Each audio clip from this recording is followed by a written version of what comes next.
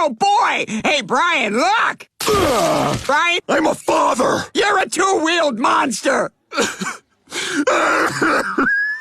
That's gonna be my ringtone. Quagmire, call me.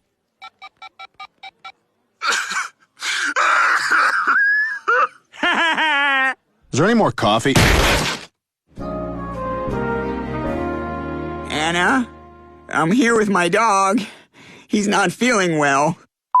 You. Gosh, he doesn't look so good. I know. But you do. You know, I get off at 4.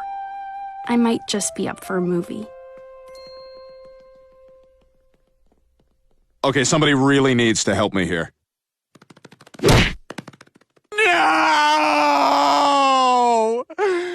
Did he at least die with dignity? Well, he convulsed a lot and fell off the operating table. Then he flopped around a little on the floor, and then a passing nurse accidentally stepped on him and kicked him into a puddle of urine, which must have frightened him because his bowels released all over himself. I tried to pick him up, but then I got angry because some of it got on my thumb.